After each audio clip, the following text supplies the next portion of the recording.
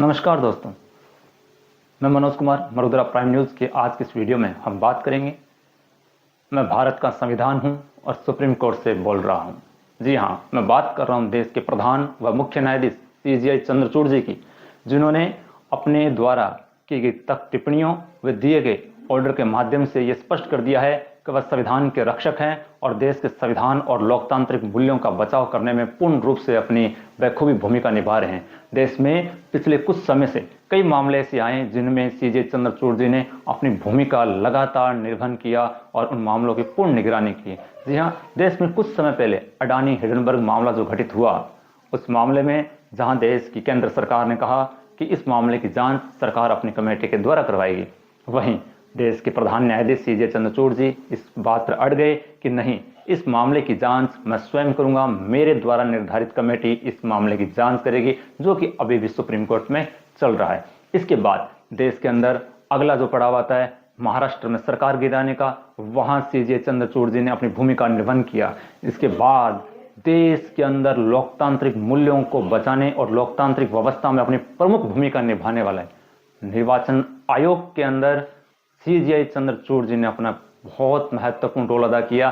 जी हाँ, चुनाव ऑफिसर, मुख्य चुनाव अधिकारी, मुख्य निर्वाचन अधिकारी की नियुक्ति, जो कि देश के प्रशासनिक अधिकारियों के माध्यम से वो पद भरा जाता था, लेकिन सीजे चंद्रचूड़ जी ने बोला अब ये पद ऐसे नहीं भरा जाएगा, इसके अंदर सुप्रीम कोर्ट की भूमिका रहेगी, इसमें मुख्य न्यायाधीश की सिफारिश रहेगी, इसमें विपक्ष की पार्टी की भूमिका भी रहेगी, जो कि अपने आप में एक बड़ा निर्देश था और इससे कहीं ना कहीं सत्ता में बैठी सरकार को एक झटका तो लगना तय था।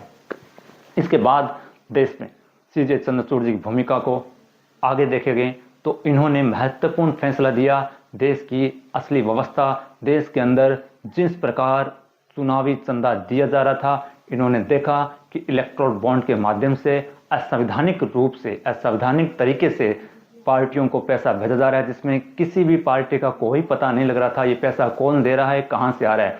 जब सीजे चंद्रचूड़ जी ने इसका संज्ञान लिया और संज्ञान लेने के बाद इस मामले की पैरवी, इस मामले की सुनवाई अपनी बेंच, अपनी कोर्ट में स्टार्ट करवाई, तो सीजेआई जी ने, चंद्रचूड़ जी ने यह स्पष्ट निर्देश दिया एसबीआई को कि वह ये उजागर करे कि इलेक्टोरल बॉन्ड के माध्यम से कितना पैसा जमा करवाया गया है और किस किस ने करवाया। एक तरफ जहां सरकार के वकील ने एसबीआई बैंक की तरफ दलील दी कि यह पॉसिबल नहीं है, वहीं सीजे चंद्रचूड़ जी ने तख्त और सख्त तेवर अपनाए और कहा क्यों नहीं है, इसमें एक सीरियल नंबर होता है, उस सीरियल नंबर के समेत आप जानकारी प्रोवाइड करवाइए, और अंततः एसबीआई बैंक को वह जानकारी उपलब्ध करवानी पड़ी।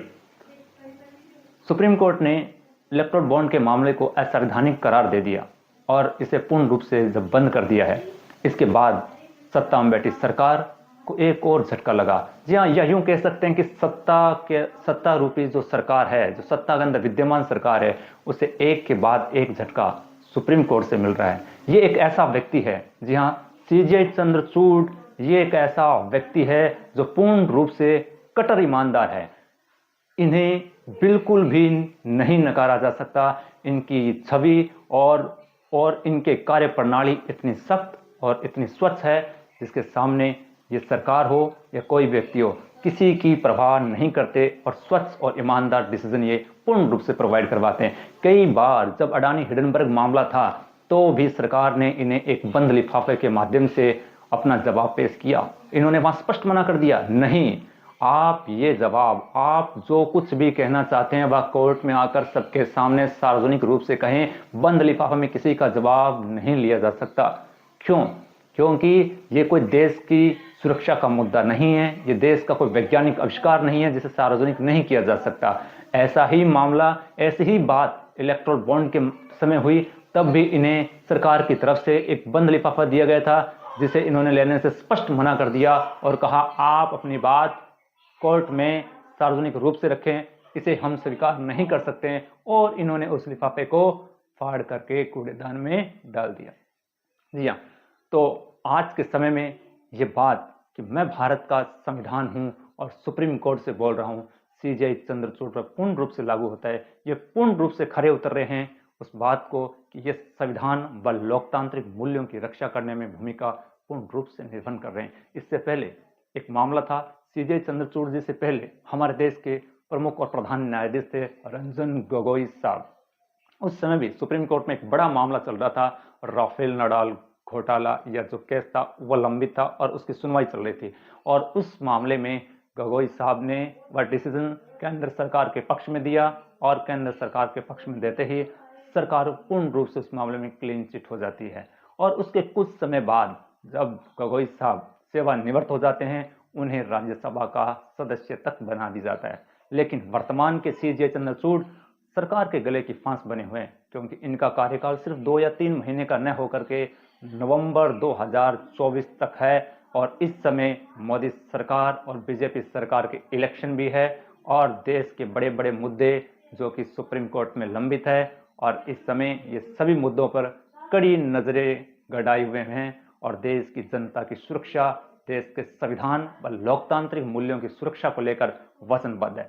थैंक यू, मिलते हैं अगले वीडियो में। धन्यवाद।